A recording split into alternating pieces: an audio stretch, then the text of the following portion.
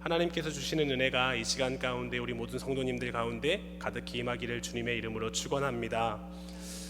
신약 사경회가 2주간 연기되었습니다. 사실 솔직하게 말씀드리면 제 설교 순서가 원래 다음 주인데요. 그러다 보니까 신약 사경회를 지나고 지난주까지만 해도 신약 사경회를 지나고 신약의 어떤 부분을 설교해야 할까, 마태복음을 할까, 누가복음을 할까, 아브라함과 다윗의 자손 예수 그리스도의 계보만 묵상하다가 갑작스럽게 연기가 되었습니다. 그리고 나서 이 2주간의 시간들을 그냥 흘려보내지 않았으면 좋겠다라는 마음들이 있어서 신구약 중간사에 대한 내용들을 좀 다루었으면 좋겠다고 하셔서 갑작스럽게 좀 준비를 하게 되었습니다. 그런데 계속해서 제 마음을 떠나지 않는 한 단어가 있다면 오늘 본문의 말씀의 표현인 하나님의 선한 손의 도우심입니다. 그래서 신약 사경회가 2주간 연기되었던 이 시간들이 하나님의 놀라운 섭리가 아닐까라는 생각을 하게 되었습니다. 그렇게 생각하게 된 첫 번째 이유는요, 다 이해할 수 없고 다 해석할 수는 없지만 우리 세상에서 존재하고 있는 모든 일들은 하나님께서 하시는 일, 하나님께서 허락하시지 않는 일들은 일어나지 않는다라는 믿음이 저에게 있기 때문에 그렇습니다. 두 번째 이유는 하나님께서 이렇게 2주간 시간을 우리에게 허락하신 이유와 목적이 분명히 있을 것이라는 생각들이 저에게 있기 때문인데요. 하나님께서 우리에게 2주간의 시간을 우리에게 주신 것은 우리로 하여금 주일에 이해실 사모님 대표님께서 말씀하신 것처럼 준비해야 될 무언가가 있기 때문이고요. 이 강의, 이 하나님의 놀라우신 사경회를 들어야 될 사람이 분명히 있기 때문이다 라는 믿음이 저에게 있기 때문입니다. 그러니까 우리 모두가 이 2주간의 시간들을 그냥 보내는 것이 아니라 하나님이 이 시간에 우리에게 원하시는 것은 무엇일까? 내가 이 시간 가운데 해야 하는 것, 들어야 하는 것, 보아야 하는 것은 무엇일까? 고민하고 기다리시고 또 분별하고 깨달아서 그 하나님 마음을 기쁘시게 하는 일에 우리의 시간들을 보낼 수 있는 우리 모든 성도님들이 되셨으면 좋겠습니다. 지금 우리는 구약 사경회를 마치고 구약 내비게이션을 따라서 구약 성경을 읽어왔습니다. 그리고 이제 신약 사경회를 기다리고 있고요, 신약 읽기를 준비하고 있습니다. 그러니까 어떻게 보면 지금 우리가 서 있는 자리가 구약을 마치고 신약을 기다리는 그 시간인 거죠. 마치 지금 신약과 구약의 중간사를 다루고 있는 이 지점에 우리도 동일하게 놓여 있다라는 것입니다. 신구약 중간사라는 의미는 구약과 신약의 중간 사이에 있었던 이야기를 다룬다라는 말과 같습니다. 실제로 구약의 말라기 선지자의 말씀 이후로 또 신약의 세례 요한이 등장하기까지 약 400여 년 기간을 신구약 중간사다라고 이야기합니다. 또 다른 표현으로는 말씀의 암흑기다라고 이야기하기도 합니다. 왜냐하면 하나님께서 말씀하지 않으셨기 때문이에요. 하나님께서 마치 침묵하고 계신 것처럼 생각되기 때문에 말씀의 암흑기다라고 설명하기도 합니다. 그렇다면 그 암흑기 동안 하나님은 어디에 계셨을까요? 하나님은 뭐 하고 있었을까요? 어떤 사람들은 이렇게 생각할지 모릅니다. 하도 이스라엘 백성들이 말을 안 들어가지고 하나님이 속상해가지고 너는 해라, 넌 도저히 답이 없다 라는 마음으로 포기하고 계셨을 거다. 하도 이스라엘 백성들이 하나님께서 보내신 선지자들의 마음을 힘들게 하고 어렵게 하니까 하나님이 분노하셔서 이스라엘이 아무리 찾고 아무리 부르짖어도 돌아보지 않는 시간이라고 생각할지도 모릅니다. 그런데 정말 그런 시간일까요? 아니라고 말씀드리고 싶습니다. 하나님은 쉬지 않으셨습니다. 한순간도 가만히 계시지 않으셨고요. 어떻게 하면 이스라엘 백성들을, 더 나아가서 어떻게 하면 하나님의 형상을 닮은 하나님의 자녀들을 하나님의 품으로 이끌어갈 수 있을까? 한 단계씩 마치 계단을 밟아 나가는 것처럼 준비하시고 그것들을 역사의 흐름으로 이어나가고 만들어 나가고 계획하시고 이루어 나가고 계셨다라는 것이지요. 지금 하나님께서 지금 이 시간에도 우리와 함께 하시는 것처럼 말입니다. 오늘부터 다음 주까지 신구약 중간사를 아마 수요 예배 시간에 다루게 될 것입니다. 저는 좀 앞부분을 좀 다루게 될 것이고요. 다음 주에 하시는 목사님께서 이 뒷부분을 이어서 다루게 될 텐데, 더 감사한 것은 다음 주에 장현수 목사님께서 하시거든요. 그래서 장현수 목사님께 목사님 어디까지 할까요? 이렇게 말씀을 드렸더니 목사님께서 뭐라고 말씀해 주셨냐면 김정희 목사님께서 말씀 다 하시고 저는 나머지 이어서 바통을 이어받겠습니다. 이렇게 편하게 말씀을 해주셔서 그래서 준비하는 그런 시간들이 될 텐데, 오늘과 다음 주에 이 수요예배를 통해서 이 중간사 신구약 중간사 기간 동안에 여전히 신실하셔서 여전히 일하시는, 열심히 일하시는 젊은이들의 표현을 좀 빌리자면 열일하시는 하나님을 발견하시는 은혜가 있게 되시기를 주님의 이름으로 간절히 소망합니다. 한 가지 양해의 말씀을 먼저 드리면, 아무래도 신구약 중간사입니다. 그러니까 역사죠, 역사. 그러니까 연도가 나올 거고요, 사람 이름이 나와요. 그래서 되게 역사를 싫어하시는 분들은 되게 딱딱하겠다라는 생각들이 듭니다. 더 좀 죄송한 것은 그렇기 때문에 좀 이렇게 한 장이라도 페이퍼를 만들어서 드리거나 PPT로 이렇게 딱 좀 준비되면 좋았을 텐데 그럴 만한 여력이 저한테 없어서 일단은 말로 한번 최대한 재미없는 사람이지만 재미있게 한번 해보도록 노력하겠습니다. 좀 양해해서 들어주시면 좋겠고요.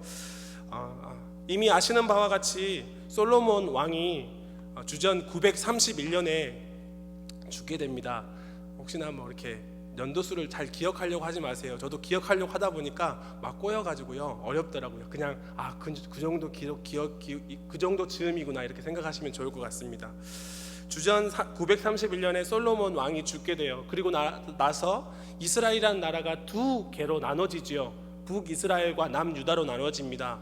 북이스라엘은 여로보암이라는 그 당시에 장군이었던 사람이 주축이 돼서 왕조를 이루게 되고요. 남유대는 그 당시에 솔로몬의 아들이었던 르호보암에 의해서 한 가지 또 왕조가 생겨나게 되죠. 북이스라엘은 멸망하기까지요, 한 200여 년의 시간 동안 9개의 왕조가 일어났다 사라졌다 일어났다 사라졌다 합니다. 그 가운데 왕은 19명이었고요. 그 가운데 하나님이 잘했다 칭찬하시는 왕은 한 명도 없었습니다. 그래서 역대상이나 그 기록들을, 성경의 기록들을 보면 전부 다 하나같이 여로보암의 길로 행했다, 여로보암의 길로 갔다 라는 표현들이 등장하게 되죠. 한마디로 얘기하면 하나님이 기뻐하지 않으셨다, 하나님이 칭찬하지 않으셨다, 나쁜 왕이다, 잘못된 왕이다 라는 것이고요. 남유다는 이에 반해서 왕조가 변하지는 않습니다. 다윗의 자손 계열로 쭉 이루어지게 되는데요, 총 20명의 왕이 통치하게 됩니다. 이 왕들 가운데 특별히 8명에 대해서 하나님이 잘했다 칭찬하십니다. 그 가운데 6명은 그냥 잘했다라고 이야기하시고요, 그 가운데 2명은 정말 잘했다라고 이야기합니다. 그 2명이 히스기야 왕과 요시야 왕입니다. 특별히 정말 잘했다라고 하는 이 왕들은 어떤 걸 잘했냐면, 종교개혁을 8명의 왕들이 전체적으로 종교개혁을 이뤘던 왕인데, 특별히 히스기야와 요시야는 종교개혁을 이루면서 이 종교개혁이 그냥 일시적인 것으로 끝나지 않게 하기 위해서 산당들을 없애거나 그런 역할들을 했던 왕들입니다. 그래서 하나님이 그 두 왕들에게는 정말 잘했다라는 칭찬을 내리게 되죠. 어찌 되었던 간에 이스라엘이라는 나라가 두 개로 나눠지게 됩니다. 북이스라엘과 남유다로요. 그런데 아시는 분들은 아시겠지만 북이스라엘은 주전 722년경에 아수르라는 나라에 의해서 멸망하게 됩니다. 그리고 바벨론이라는 나라는 점점 눈이 점점 감기시는 분들이 마스크를 쓰고 계셔서 남유대는 586년에 주전 586년에 바벨론이라는 나라에 의해서 멸망하게 돼요. 한 가지씩 좀 살펴보면서 그 가운데 우리가 좀 생각할 수 있는 것, 또 그 가운데서 우리가 신약 시대에서 생각할 수 있는 것들을 좀 살펴보고자 하는데요, 먼저 살펴보고 싶은 것은 북이스라엘의 멸망입니다. 방금 말씀드린 것처럼 솔로몬이 죽고 나서 주전 931년부터 주전 722년까지 약 200여 년 정도의 시간 가운데 북이스라엘의 나라가 존재합니다. 그런데 아수르라는 나라의 한 방의 공격에 멸망하게 됩니다. 그래서 더 이상 아브라함의 후손이라는 혈통의 순수성을 내세울 수 없는 사마리아인이다라고 하는 혼혈족이 되어버리게 되는 것이죠. 이러한 배경을 좀 더 자세하게 살펴보면 이렇습니다. 아수르가 이제 내가 이제 큰 나라가 돼야 되겠다, 주변 나라들을 점령해야 되겠다, 한마디로 얘기해서 좀 어려운 단어로 제국주의를 표방하고 나섭니다. 그러니까 이스라엘 주변의 나라들은 이제 겁을 먹기 시작하는 거예요. 아수르가 커가니까 주변 나라들은 이제 겁을 먹기 시작하는 거죠. 그래서 북이스라엘도 여러 나라들을 끄집어 해가지고 우리가 저 아수르에 대항하자, 우리 아수르에 한번 버텨보자, 이런 동맹관계를 맺게 됩니다. 그때 북이스라엘의 왕이 남유대의 왕에게도 똑같이 이런 손을 펼쳐요. 그러니까 지금 아수르가 이렇게 커가고 있으니까 우리가 하나로 똘똘 뭉쳐서 한번 버텨보자, 우리가 연합하면 이길 수 있다, 이렇게 했던 것이죠. 그때 당시에 남유다의 왕이 아하스 왕이었습니다. 아하스 왕이 어떻게 했을까요? 그렇게 연합해서 잘 좀 이렇게 같은 식구들끼리 좀 이렇게 잘 버텼으면 좋았을 텐데, 그렇게 하지 않고요, 오히려 아수르 왕, 그 당시에 디글랏 빌레셋이라고 하는 성경에 기록되어 있는 표현에 의하면 디글렛 블레셋 3세에게 가서 비밀 편지를 보냅니다. 우리 대신에 여기 북이스라엘이라고 이렇게 좀 연합군이 있으니까 싹 다 좀 정리 좀 해주십시오. 그렇게 하면 내가 얼마를 드리겠습니다, 내가 조공을 바치겠습니다, 이런 비밀 편지를 보내게 되는 거죠. 그런 편지를 받자마자 아수르는 어떻게 했을까요? 그럼 이제 뭐 주변에 어려운 것들이 없으니까 그 편지를 받자마자 공격하기 시작합니다. 북이스라엘을 공격하고 그 주변 나라들을 공격하기 시작해요. 그래서 폐허로 만들어 버립니다. 다메섹을 함락하고 다메섹 왕이었던 르신 왕을 죽인 다음에 다메섹인들을 아수르 영토로 강제로 이주시켜 버리죠. 그리고 다메섹에 식민지를 건설하고 아수르인들을 그곳에서 살게 하는 일들을 만들게 됩니다. 더 나아가서 속전속결로 북이스라엘의 여러 지역들, 기록에 의하면 사마리아 도시를 제외하고 모든 도시를 폐허로 만들어 버립니다. 그리고 한 도시를 폐허로 만들어 버리면 그 지역에 있는 마을을 점령하면서 마을 전체를 아수르로 이주시켜 버리고, 그 당시에 있는 아수르의 외국인들을 그 지역에, 점령한 지역에 다시 이렇게 데리고 오는 것이죠. 그러면서 북이스라엘 지역에 혼혈화가 시작됩니다. 혼혈족인 사마리아인의 역사가 시작된다라는 것이죠. 요세푸스의 기록에 의하면 이렇게 점령하고 나서요, 디글랏 빌레셋 3세가 북이스라엘과 다메섹 수리아 땅을 점령해 주자 아하스 왕은 약속한 대로 예루살렘 성전과 자신의 왕궁 곳곳에서 금과 은과 값진 예물을 가지고 다메섹으로 직접 가서 디글랏 빌레셋 왕에게 바치면서 고맙다라고 인사를 했다. 그러니까 어떻게 보면 한마디로 말하면 굴욕적인 외교를 펼친 것이지요. 자신이 후에 어떠한 일을 겪게 될지는 생각하지도 못한 채 말입니다. 그런데 북이스라엘을 점령하는 가운데 주전 727년에 디글랏 블레셋 3세가 갈릴리와 요르단 지역을 정복하고 북이스라엘 땅만 남겨둔 채 죽어버리게 돼요. 그 뒤를 이어서 살만 에셀 5세가 아수르 왕이 되는데요, 아무래도 갑작스러운 죽음이 일어나다 보니까 그 왕권의 변화의 이 타이밍에 약간 왕국이 흔들릴 수 있지 않겠습니까? 그런데 북이스라엘의 그때 당시의 왕이었던 호세아 왕이 그 틈을 노려서 이때가 한번 기회다, 이때가 우리가 자유를 얻을 수 있는 기회다라고 하면서 그 아수르에 반대하는 정책을 피게 됩니다. 그러니까 가만히 있으면 중간이라도 갔을 텐데 오히려 왕이 갑자기 죽였네, 다른 왕이 생겼네, 그러면 저 왕국이 무너질 수 있겠다라는 생각들을 했기 때문에 아수르라는 나라에 대해서 반대하고 그 전까지 바치던 조공을 바치지 않겠다라고 하는 결정들을 내리게 된다라는 것이죠. 그런데 웬일입니까? 살만에셀 5세가 너무나 왕위를 착착 잘 이어받게 돼요. 아무런 문제 없이. 그러니까 살만에셀 5세가 봤을 때는 이 호세아 왕이 하는 짓이 정말 어이가 없고 나쁘고 한번 이렇게 좀 다시 짓밟아 줘야 되겠다라는 마음이 들 정도의 일들을 북이스라엘 왕이 했다라는 것이지요. 그래서 주전 722년에 살만에셀 왕이 사마리아로 진격해 들어와서 사마리아 성을 포위하고요, 결국에는 사마리아를 완전히 점령하게 되고 북이스라엘 역사가 거기서 끝나버리게 됩니다. 그런데 또 갑자기 이 즈음에 살만에셀 5세가 죽게 돼요. 그리고 그 뒤를 이어서 아들이었던 사르곤 2세가 왕위에 오르게 되는데요. 사르곤 2세의 마음에는 디글랏블레셋 3세하고 살마네세 5세가 죽어가는 그 과정 가운데 북이스라엘의 호세아 왕이 이렇게 했던 기억이 있잖아요. 그러니까 다시 그 살마네세 5세가 죽고 자기가 왕이 됐는데 또다시 각 지역에서 그런 반란들이 일어날 수 있겠다라는 생각이 들게 되니까 예전에 했던 아수르 제국의 정책이었던 혼혈화 정책을 더 활발하게 하게 됩니다. 그러니까 아수르 제국의 혼혈화 정책을 대표적으로 설명하면 이런 거예요. 아수르 제국은요, 자신의 제국의 혈통은 순수하게 보존하면서 자기가 점령한 다른 지역의 사람들은 다 혼혈족으로 만들어 버립니다. 어떻게 하냐면 사마리아에 있는 지역을 점령했잖아요. 그러면 그 사마리아에 있는 상류층에 있는 사람들, 대부분의 사람들을 아수르 제국으로 끌고 가버려요. 그래서 아수르에서 흩어나 버립니다. 그리고 다른 지역에서 점령한 사마리아 외에 있었던 아수르 제국의 외국인들, 그러니까 아수르 제국 사람들은 아닌 거예요. 아수르 제국의 외국인들을 그 사마리아 땅에다가 살라고 옮겨놓는 거예요. 막 이렇게 섞어서 옮겨놓는 거예요. 그래서 거기서 결혼도 하고 애도 낳고 그렇게 살아갈 수 있게끔 그렇게 만들어 버린다는 거죠.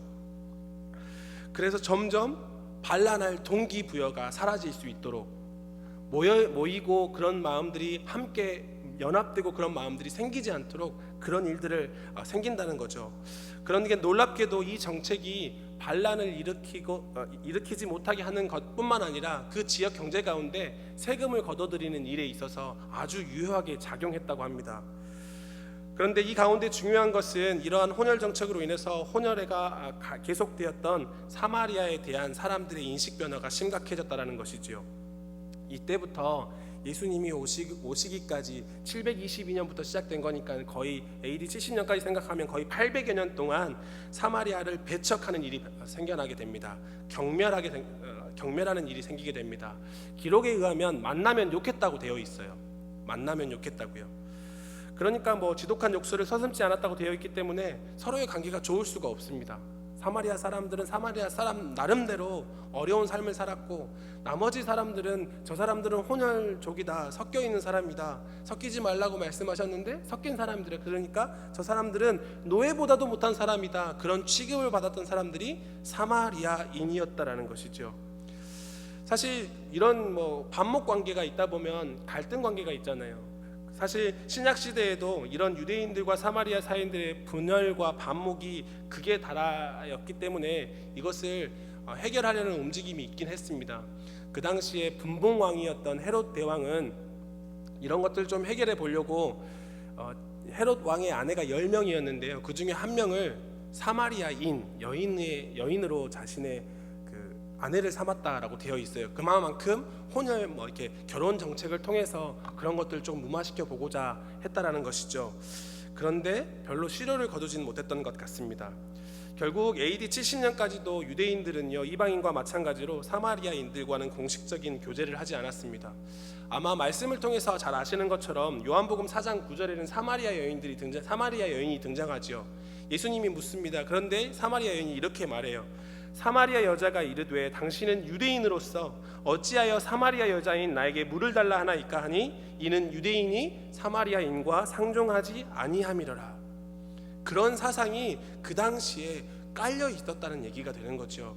그러니까 제자들이 예수님이 사마리아 땅을 통과할 때도 예수님의 그 사마리아 지역을 걸어가시는 것에 대해서 의아하게 생각하는 것이 너무나 당연한 세상인 거고, 사마리아 여인과 이야기하는 것 자체가 너무나 이상한 일이었다라는 것이지요.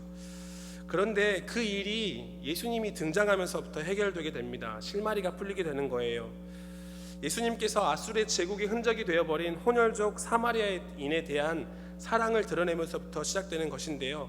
성경 곳곳에는 이런 사마리아인에 대한 예수님의 사랑이 기록되어 있습니다. 예를 들면요, 누가복음 10장 30절에서 37절 말씀에서는 강도 만난 자의 이웃을 설명하면서 선한 사마리아인이, 제사장도 레위인도 아닌 선한 사마리아인이 강도 만난 사람들을 치료해주고 보호해주고 돈이 더 들면 내가 갔다 와서 더 주겠다라고 하는 그런 선한 일을 했다 라는 그런 이야기를 예수님이 하시는 것을 볼 수 있고요. 또 누가복음 17장에서 보면 10명의 문둥병자가 예수님의 말씀, 예수님의 능력으로 인해서 치유함을 받게 됩니다. 그런데 그 가운데 한 명만 돌아와서 예수님께 감사합니다라고 인사를 하죠. 그런데 그 사람이 누구였냐면 사마리아인이었다라고 말씀하시는 그 장면에서도 예수님의 사마리아에 대한 마음들을 느낄 수가 있게 되는 것이죠. 방금 전에 말씀드렸던 요한복음 4장의 말씀들도 마찬가지로 예수님께서 그 사마리아인을 포기하지 않으셨다. 사마리아인, 다른 사람들 다 손가락질하고 무시하고 배척하는 그 사마리아인들을 향해서 하나님은 사랑하고 있다, 하나님은 포기하지 않으셨다라고 말씀하신다는 것을 보여주는 것이죠. 더 나아가서요, 예수님이 십자가에 못 박혀서 돌아가시고 승천하시기 바로 직전에 하셨던 말씀 기억나십니까? 지상대명령이라고 말씀하시는 그 명령이요. 사도행전 1장 9절의 말씀, 오직 성령이 너희에게 임하시면 너희가 권능을 받고 예루살렘과 온 유대와 사마리아와 땅끝까지 이르러 내 증인이 되리라. 그 가운데 예수님은 승천하시는 그 순간까지도 사마리아인에 대한 그 마음을 내려놓지 않으셨다라는 것이죠. 하나님은 소망이 없어져 버렸고 기댈 곳도 없어져 버린 사마리아 땅을 그냥 외면하거나 버려두지 않으셨습니다. 너희들이 잘못했기 때문에 너희들이 그 값을 치르는 거야 라고 충분히 생각할 수 있음에도 불구하고 하나님은 그렇게 하지 않으셨다는 것이지요. 비록 하나님을 떠난 백성들이 있었고 하나님을 찾기보다는 다른 우상을 찾아 결국 멸망할 수밖에 없었던 길을 걸어갈 수밖에 없었던 민족이었지만 하나님은 그 사람들까지도 그냥 두지 않으셨다라는 말씀입니다. 하나님은 그 사람들까지도 포기하지 않으시고 사랑하신다라는 것입니다. 손가락질 받고 외면받고 있는 그 상황 가운데에서도 하나님은 그들을 버리지 않으셨다라는 것입니다. 그 하나님의 사랑이 지금 이 시간에도 여기 모든 무리 가운데 있는 줄로 믿습니다. 아멘. 두 번째로 좀 살펴볼 내용은 남유다의 멸망입니다. 아수르 제국이 북이스라엘을 멸망시킬 때 남유다의 왕은 아하스 왕이었다고 말씀드렸습니다. 아수르에게 뇌물을 갖다 바치고 그 다메섹 수도에까지 가서 그것들을 굴욕적인 외교를 통해서 약간의 생명의 연장을 했지만 결국 아수르는 남유다를 침공해서 들어옵니다.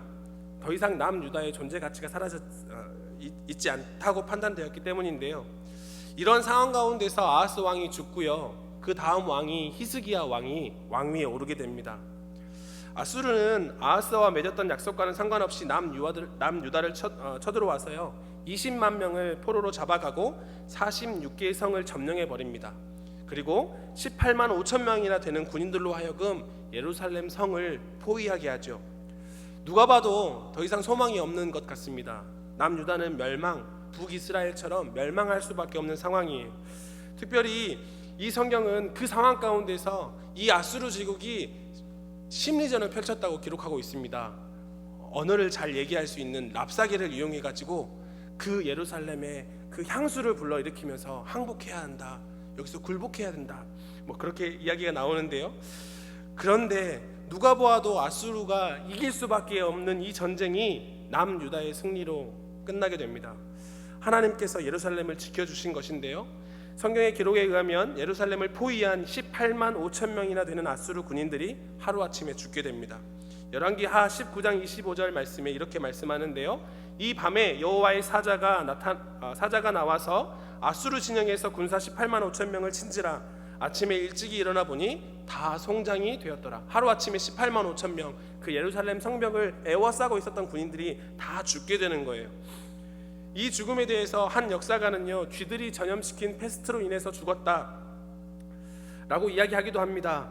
그런데 중요한 것은 하나님께서 그 일들을 이루어 가셨다라는 것입니다. 하루아침에 모든 군대를 잃어버린 아수르 군대는 니느웨로 퇴각하게 되고요. 그 당시 아수르 왕이었던 사네립 왕은 그 니느웨로 돌아간 지 얼마 되지 않아서 칼로 살해를 당하게 됩니다. 그때부터 아수르 제국은 혼란에 빠지게 되고요, 급격하게 세력이 약화되게 되는 것이지요. 이 당시에 남유다는 히스기야에 이어서 므낫세 아몬의 통치 기간을 거치게 되고요. 그 다음의 왕이 바로 요시야 왕입니다. 칭찬 들었던 왕이요. 이 시기가 유다 역사상 가장 행복한 시간이었다라는 역사적인 기록이 있습니다. 외부 세력과 하는 전쟁의 시간들이 없었고요. 모세의 율법에 명한 것들을 재수립하는 종교개혁을 통해서 하나님을 기쁘시게 하려는 삶을 살았기 때문에 그 30여 년의 통치 기간이 행복한 황금 기간이었다라고 하는 역사가들의 평가들이 있습니다. 그런데 주전 609년에요. 애굽의 왕 느고가 아수르에 남은 군대를 모아서 새롭게 부상하려는 바벨론을 막고 애굽을 세계적인 위치에 올려놓고자, 그러니까 자신이 드러나고 싶어서 북쪽으로 군대를 향하게 됩니다. 그런데 요시야 왕이 이 애굽 왕을 막아보려고 전쟁에 참여하게 되는데, 그 전투가 무슨 전투냐면 무기또 전투입니다. 안타깝게도 이 무기또 전투에서 요시야 왕이 죽게 돼요. 요시야 왕이 죽게 되면 당연히 남유다에 점점 쇠락의 길을 걸어가고 있는 그런 모습들을 발견하게 되겠지요.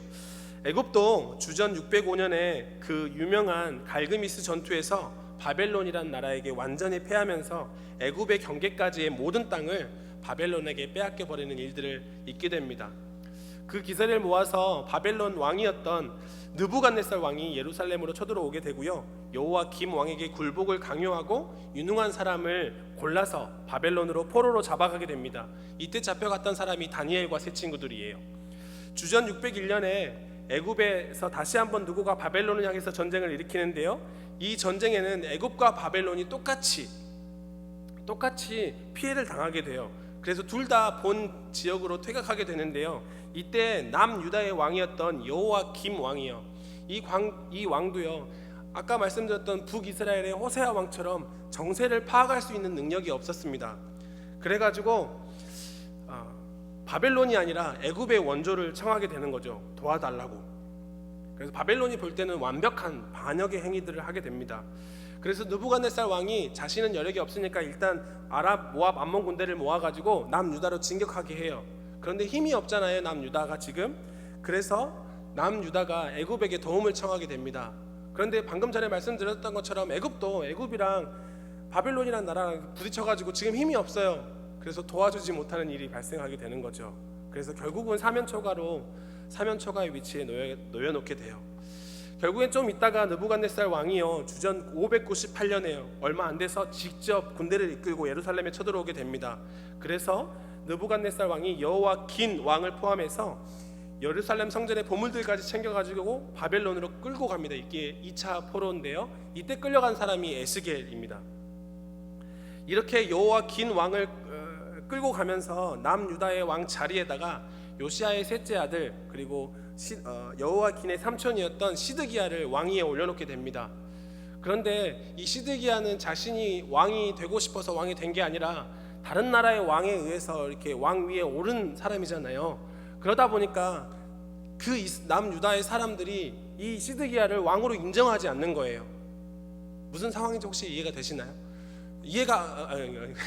인정을 안 하는 거예요. 왕으로 인정을 안 하는 거예요. 그러니까 시드기야의 마음에는 어떤 마음이 있겠어요? 당연히 내가 이 백성들한테 인정받아야지, 어떻게 하면 인정받을 수 있을까, 이런 고민들을 하는 겁니다.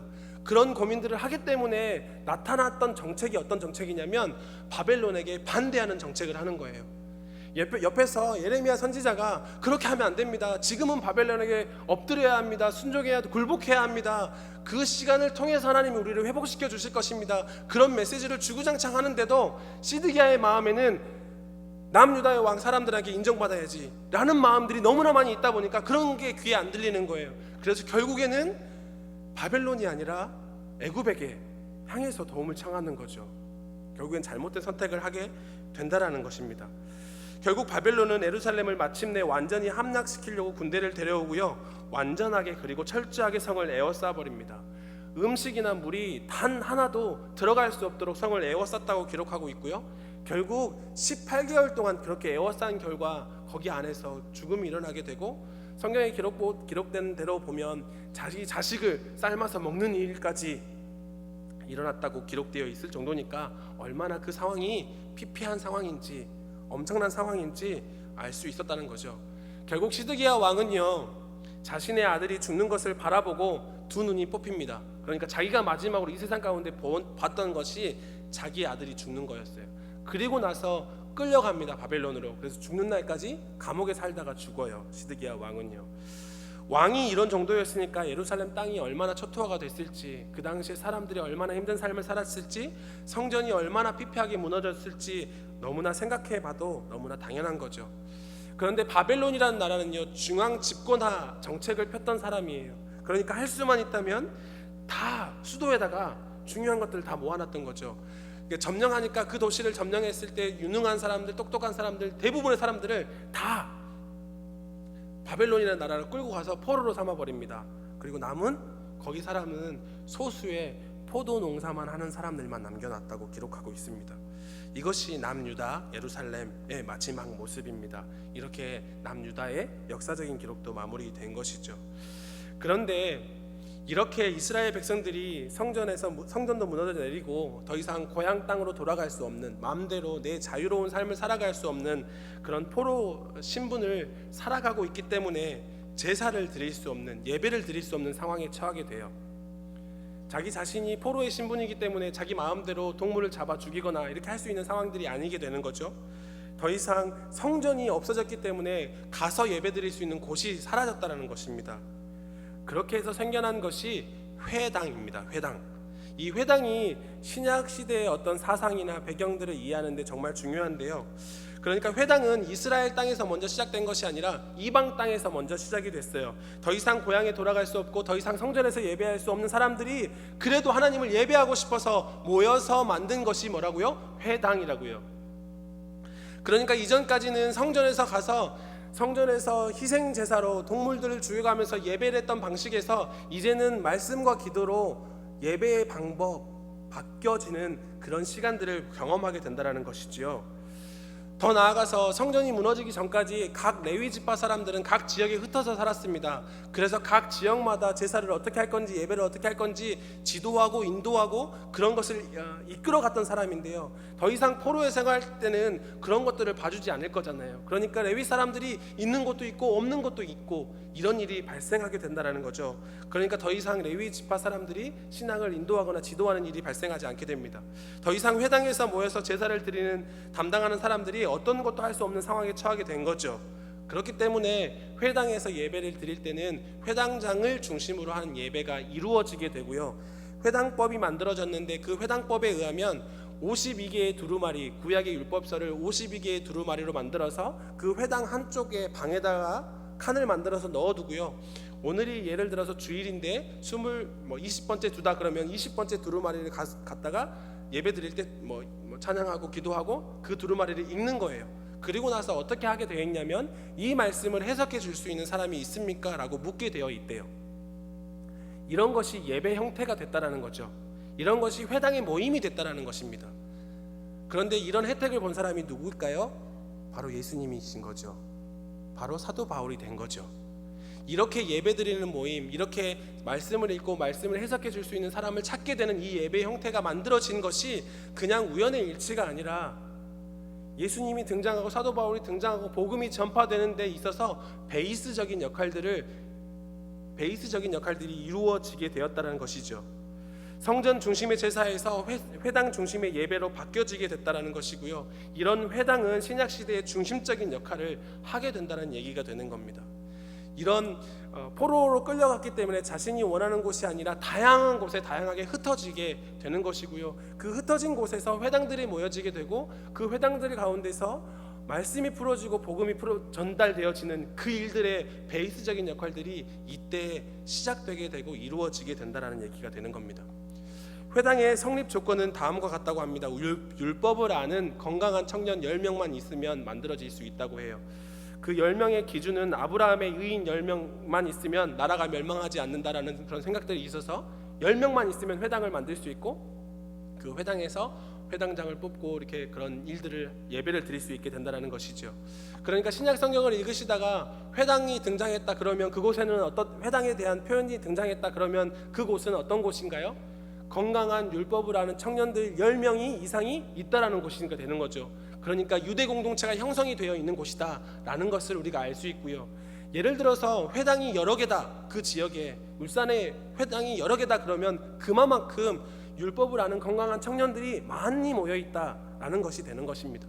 그런데 어디를 갔는데 회당에 갔던 회당에 대한 표현이 등장하지 않는다. 그러면 그곳은 그러니까 쉽게 설명하면 빌립보 같은 곳은 사도 바울이 가서 회당을 찾아서 복음을 전하는 것이 아니라 강가에 갔다고 기록되어 있어요. 강가에서 사람들을 만나서 이야기를 했고 복음을 전했다고 기록되어 있는데 그곳은 어떤 곳이 되는 건가요?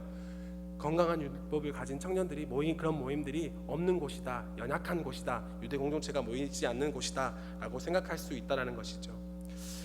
이러한 회당을 대한 것을 생각해 볼 때 우리는 무엇을 생각해 볼 수 있을까요? 성전이 무너졌어요. 나라가 멸망했어요. 예루살렘 초토화됐습니다. 어떤 것도 기대할 수 없을 정도로 피폐한 삶이 됐어요.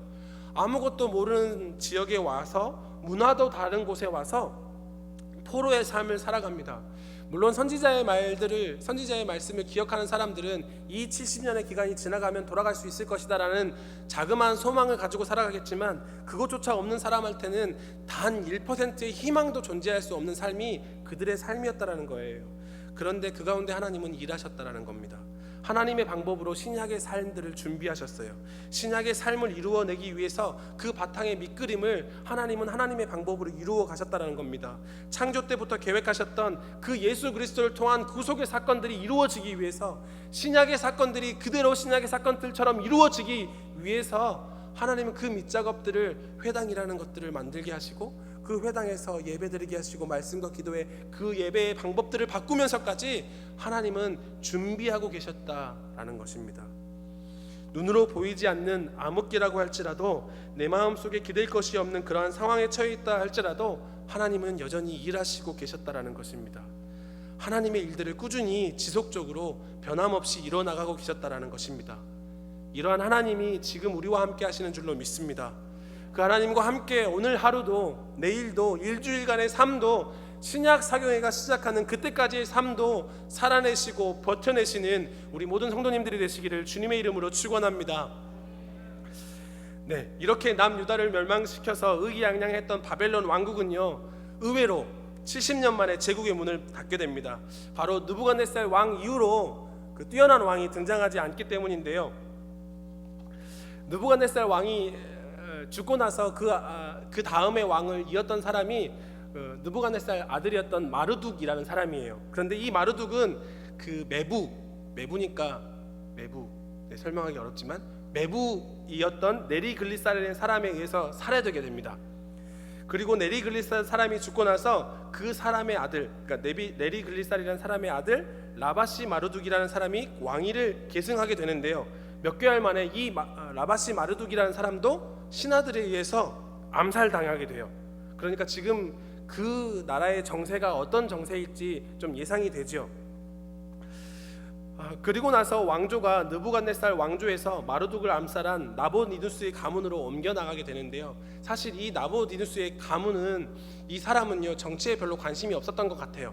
종교 생활에 침취해 있었습니다. 그런데 이 나보니누스라는 사람이 어떤 것을 했냐면, 기존의 바벨론이라는 나라에서 취하고 있었던, 국교로 가지고 있었던 그 신앙의 체계를 부인하고 자신만의 체계를 가지고 종교 생활을 했던 사람이에요. 그러니까 정말 중요한 종교적인 행사, 종교적인 절기들이 있을 거 아니에요?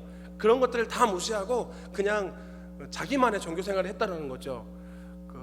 기록에 표현하면 그 나보니누스라는 사람의 아들이 성경 다니엘서에 기록된 벨사살 왕인데요.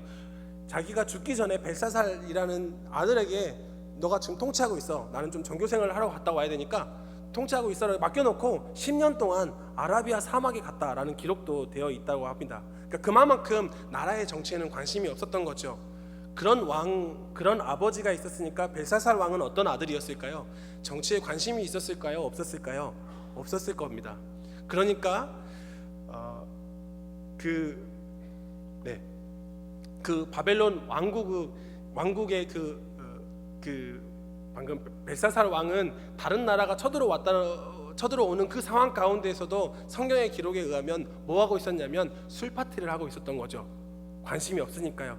그리고 더 나아가서 조금 자세하게 이야기하면 그 당시에 바벨론이라는 나라는 엄청 큰 나라고요. 그 당시에 페르시아의 나라는 작은 나라였어요. 그러니까 작은 나라라고 우습게 본 것도 한 가지 있을 수 있겠죠. 그 당시에 뭐 성벽 구조라든지 이런 것도 들었는데 설명하면 더 어려우실 것 같아서, 또 시간이 또 많이 흐르는 것 같아서 그냥 이 정도까지만 이야기를 하고요. 결과적으로는 어떤 거냐면 바벨론이라는 나라가 70년 만에 멸망하게 됩니다.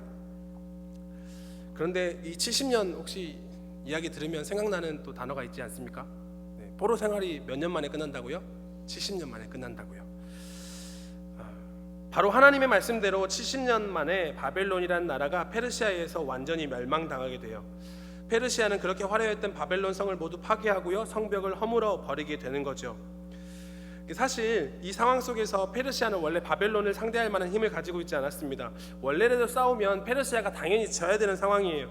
그런데 성경 다니엘서도 보면 페르시아의 고레스가 바벨론을 쳐들어오는 상황 가운데서도 아까 말씀드렸던 것처럼 바벨론 왕 벨사살 왕은요, 술파티를 하고 있었던 거예요. 전혀 무섭거나 두렵게 생각하지 않았다는 것이에요.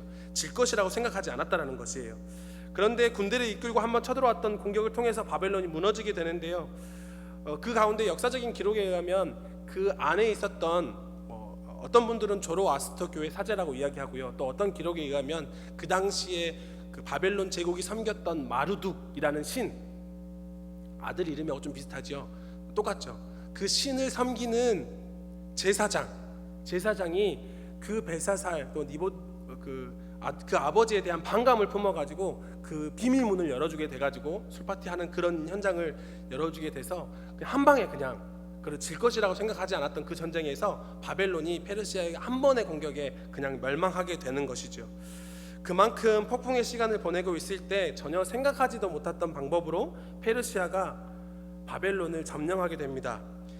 근데요, 잠깐 혹시 첫 번째 그림이 한번 좀 보여주시겠습니까?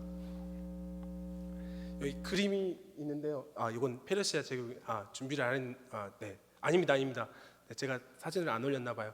요것이 지금 페르시아 제국의 사진인데, 요거보다 전에 어떤 걸 말씀드리고 싶냐면, 요 페르시아 제국만큼의 크기가 바벨론 제국이었고요, 이 페르시아 제국은 그보다 완전히 작은, 그러니까 그림 내려주시면 좋겠습니다. 다음에 또 말씀드릴게요.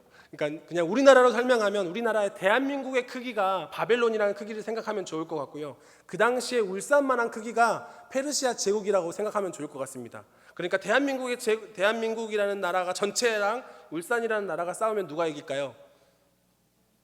역시 울산 시민이라서 울산이라고 생각하시는 분은 안 계시겠죠? 네, 당연히 울산이 질 겁니다. 사람 수에서도 밀리고 병력에서도 밀리고 그런 상황인 거죠. 그런데 그 전쟁에서 울산이 이겨버린 거예요. 그러니까 페르시아가 할 수 있는 것은 뭐냐면, 그 당시 상태에서 그 사람들을, 페르시아에 있는 사람들을 각 바벨론이라는 지역에 파견을 내려서 그 전 지역을 다스려야 된다는 거예요. 그런데 중요한 것은 그 당시에 그 전쟁을 이기고 나서 살펴보니까 페르시아의 인적 인프라가 전체 이 바벨론이라는 나라를 통치하기에 구성되어 있지 않았다라는 겁니다. 그러니까 그 페르시아의 일대 왕이었던 고레스 왕이 칙령을 내리게 돼요. 어떤 칙령을 내리게 되냐면, 야, 포로들 다 너네 집으로 다 돌아가라. 너네 고향으로 다 돌아가라. 너네 고향으로 다 돌아가서 너네 하고 싶은 대로 살아. 다만 조공만, 세금만 제대로 내면 내가 아무것도 하지 않을게 라는 말들을 하게 됩니다. 그러니까 바벨론 제국은 중앙 집권화의 정책을 폈다면, 페르시아 정책은 어떤 정책을 핀 거예요? 지방 분권화의 정책을 핀 거죠. 그러면서 포로들이 귀환하게 되는 일이 발생하게 되는 겁니다. 마치 우연의 일치처럼 말입니다. 무엇을 말씀드리고 싶은 거냐면, 이스라엘이 무너지고 포로의 생활 같은 암흑기를 보내는 그 가운데서도 하나님은 하나님께서 말씀하시고 하나님께서 약속하신 그 70년의 포로 생활을 기억하시고 그것을 지키기 위해서 하나님의 역사를 만들어 가셨다라는 것입니다. 하나님은 쉬지 않으셨어요. 하나님은 하나님의 큰 일을 하나님의 방법으로, 그 하나님의 선한 손을 통해서 이루어 가고 계셨다라는 것입니다. 그것이 우리가 지금 다루고 있는 신구약의 중간에 있는 하나님의 선한 손의 도우심, 하나님의 섭리라는 것입니다. 그 하나님이 지금 우리와 함께 하시는 줄로 믿습니다. 그 하나님이 우리에게 2주라는 시간을 주신 줄로 믿습니다. 하나님을 바라보게 하시고, 하나님을 경험하게 하시고, 더 간절하게 기도하게 하시고, 더 간절하게 기다리게 하시는 그 하나님, 그 하나님을 누리시는 우리 모든 성도님들이 되시기를 주님의 이름으로 간절히 소망합니다. 마지막 한 가지만 더 하고 할게요. 네. 장윤수 목사님이 하실 분량이 더 늘어나는 것 같아서 감사하고 그렇습니다. 방금 전에 그 고레스 칙령에 대해서 이야기했는데요. 고레스 칙령 사진을 잠깐 보여주시면 좋을 것 같습니다. 구약 사경회 때도 이실 사모님께서 이걸 보내주셨어요. 이게 뭐냐면 그 고레스 칙령입니다. 각기 너네들 포로로 다 돌아가서 너네들 하고 싶은 대로 살아라. 그렇게 자율성을 부여한 그런 것이라는 것이죠. 그런데 이 포로 귀환이 이루어지고요. 이스라엘 백성들이 성전을 이제 돌아오니까 성전을 건축하려고 해요. 그런데 페르시아 군대들이 들이닥쳤대요. 그리고 나서 너네들 뭐하냐? 성전 지으려고 합니다. 안 돼! 너네 성전 지으면 되게 딴 생각하니까 성전 짓지 마 해가지고 그 성전 건축이 16년 동안 중단되게 되는데요. 그런 사이에 고레스 왕이 29년간 통치하다가 죽게 돼요. 그때 그 아들이었던 캄비세스가 두 번째 왕이 되는데요. 사실 이 캄비세스는요, 고레스 왕의 둘째 아들이에요. 첫째 아들은 어디 있을까요? 둘째 아들이 죽였답니다. 죽이고 둘째 아들이 왕이 된 거예요. 그런 상황 가운데서 7년 5개월을 이 둘째 아들 캄비세스가 왕으로 다스리다가 후사가 따로 없이 갑자기 죽게 돼요. 그러니까 페르시아도 혼란의 소용돌이에 이르게 되겠죠. 누가 왕이 될 것인가를 주장하는 사람들이 일어나게 되고요. 그 당시의 기록에 의하면 9명의 장관들이 19번의 반란을 일으켰다고 기록하고 있습니다. 그만큼 정세가 불안했다라는 것이죠. 그런데 그런 상황을 정리한 장군이 한 명이 등장하는데 그 사람이 누구냐면 성경에 등장하는 다리오 왕입니다. 다리오 왕. 근데 문제가 생겨나는 것이 무엇이냐면 다리오 왕도 사실 고레스 왕의 자녀가 아니잖아요. 자손이 아니잖아요. 그러니까 다리오 왕도 그 마음 가운데 어떤 마음이 있냐면 내가 이 왕위를 다스리려면 그 왕위의 정통성을 확보하는 것이 가장 중요한 한 가지 숙제가 되는 거예요. 그러니까 정통성을 확보하려면 한 가지 혈통이 되든지 아니면 정책이 되든지 두 가지 중에 하나를 해야 되는데 일단 혈통에서는 탈락이니까 그 정책의 기조를 고레스 왕이 했던 그 기조를 유지하는 것을 가장 제1의 목적으로 삼는 거죠.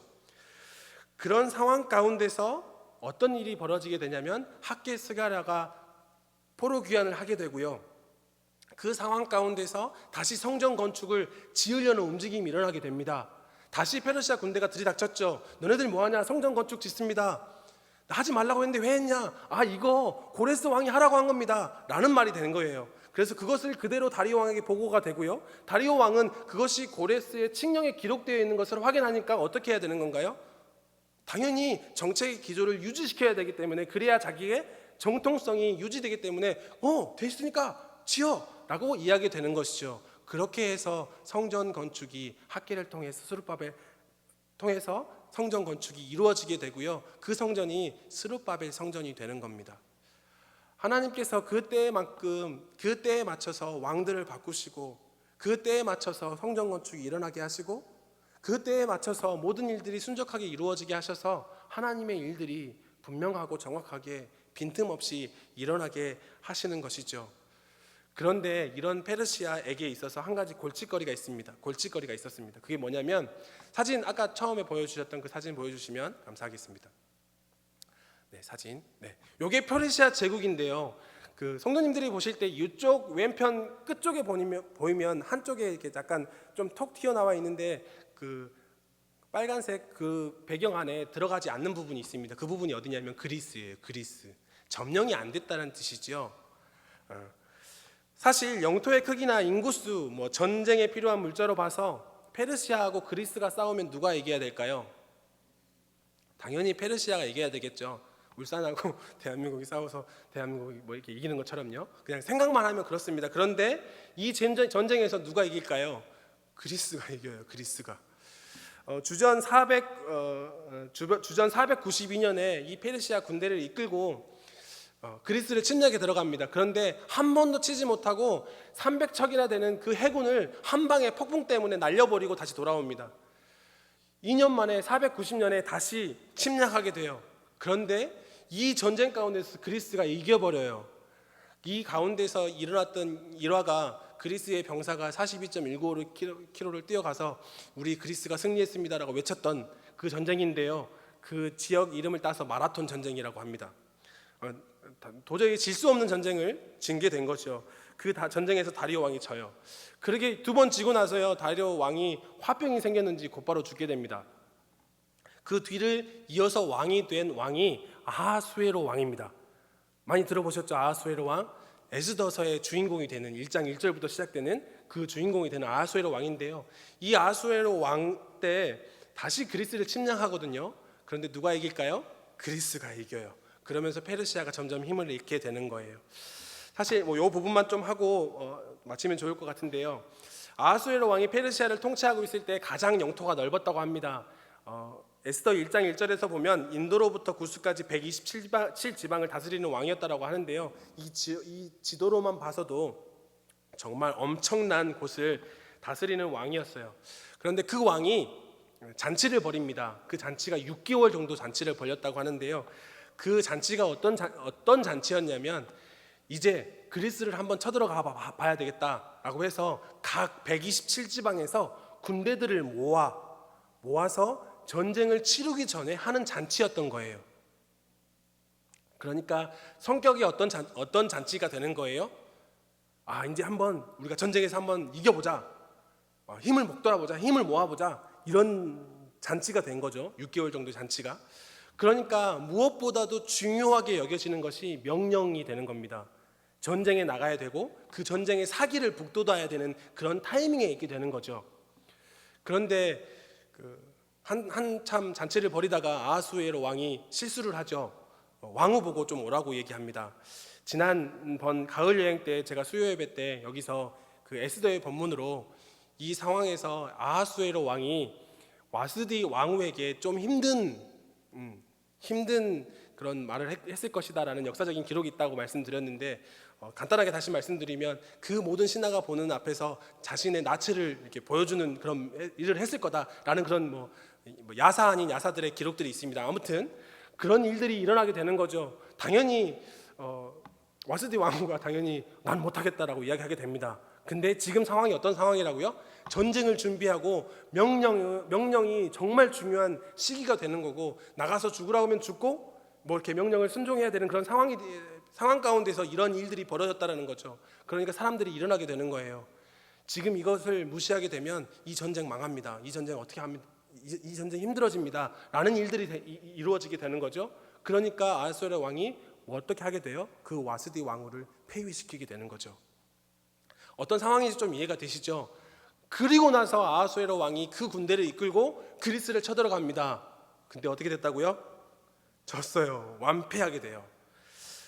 이 전쟁이 세계 4대 해전 가운데 하나인 살라미스 해전이라고 하는데요, 보기 좋게 그리스 군대에게 완패하게 됩니다. 해군뿐만 아니라 육상의 지상군도 플라리아 전투하고 미칼레 전투라고 불리는 그 전투에서 완전히 굴욕적인 패배를 당하게 되는데요. 이 전쟁의 내용을 바탕으로 만든 영화가 300이라는 영화입니다. 혹시나 젊은 분들은 좀 보셨을 것 같기도 한데요. 아무튼요, 그렇게 아하수에로 왕이 그리스와의 전쟁에서 패하고 나서 다시 페르시아로 돌아오게 돼요. 그 페르시아로 돌아왔을 때 그 페르시아의 분위기가 어땠을까요? 완전히 엉망진창이었겠죠. 당연히 이길 거라고 생각했는데, 당연히 승리하고 승전가를 가지고 당연히 당당하게 돌아올 거라고 생각했는데 완전히 망해버린 거거든요. 육지전도 그렇고 해군도 그렇고 완전히 져버리게 된 거거든요. 당연히 완패한 거예요. 거기다가 왕후라고 하는 사람이 시작부터 초를 쳐가지고 이루어졌다는 이런 일들, 이런 생각들, 이런 말들이 얼마나 많이 일어났겠습니까? 아마도 그 상황은 말로 설명할 수 없는 상황이 된 거예요. 그런데 이 상황 가운데서 아하수에로 왕의 신하들이 아하수에로 왕의 기분을 달래주기 위해서 한 가지를 생각해냅니다. 그것이 뭐냐면, 왕후의 자리가 비어있기 때문에 왕후를 선택하자, 왕후를 이렇게 뽑아주자라는 이야기를 하게 되는 거예요.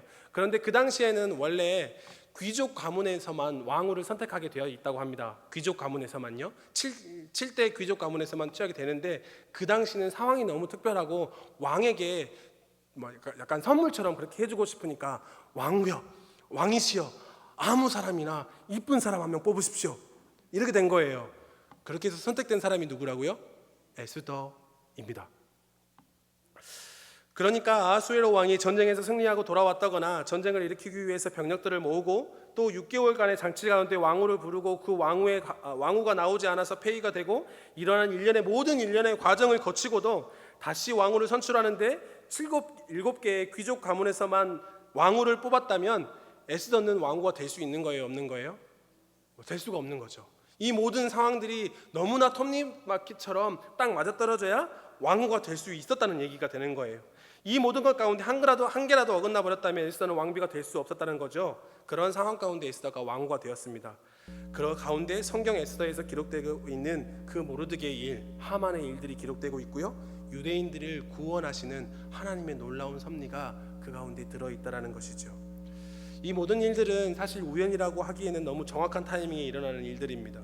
그래서 우리는 그것들이 그냥 우연의 일치가 아니라 하나님이 하신 일이다, 하나님의 선한 손이 도우셨기 때문에 하시는 일이다 라고 생각할 수 있는 일입니다. 하나님의 방법으로 이루시는 일이다 라고 설명할 수 있는 것이라는 얘기가 되는 거예요. 저는 오늘 본문의 말씀으로 느헤미야 말씀을 읽었습니다. 느헤미야 말씀은 예루살렘 성벽을 건축하는 이야기예요. 간단하게 이것만 설명드리고 마칠게요. 이 느헤미야의 성벽의 주인공이 되는 왕은 아하수에로 왕 다음에 왕이 된 아닥사스다 왕입니다. 근데 이 아닥사스다 왕은 평소에 유약한 왕이라고 소문난 왕이었답니다. 그러니까 지방에서 반란이 일어나는 걸 너무 두려워했던 왕이에요.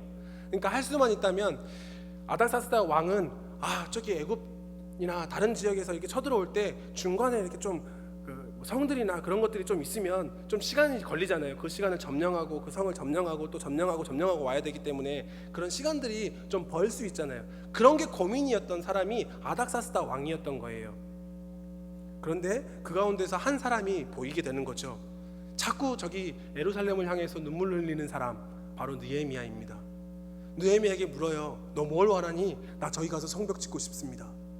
나 저기 가서 성전 건축하고 싶습니다. 그런 이야기를 하는 거예요. 그거 누가 원하는 건데요? 아닥사스다 왕이 원하는 건데요. 그러니까 자기가 가지고 있는 거 모든 거 퍼주면서 그래 가서 지어라 라고 되는 것이죠.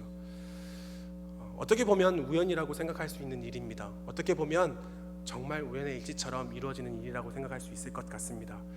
어떻게 보면 어쩔 수 없이 일어나는 일들이었다고 생각할 수 있을 것 같습니다. 그런데 그렇게 생각하기에는 하나님의 타이밍이 너무나 절묘했다라고 생각합니다. 신약사경회가 2주간 연기가 되었어요. 이 가운데 하나님의 뜻이 어디에 있는지, 어떤 것을 원하시는지 우리는 다 알 수 없습니다. 어떤 분들은 시간이 옮겨졌기 때문에 신약사경회를 들을 수 있게 됐다라고 말씀하시는 분, 그래서 고맙다 감사하다라고 생각하시는 분도 계시는가 반면에 어떤 분들은 그 시간이 옮겨지는 따라서 참석하기 어려워지게 돼서 마음이 힘듭니다 라고 말씀하시는 분들도 계세요.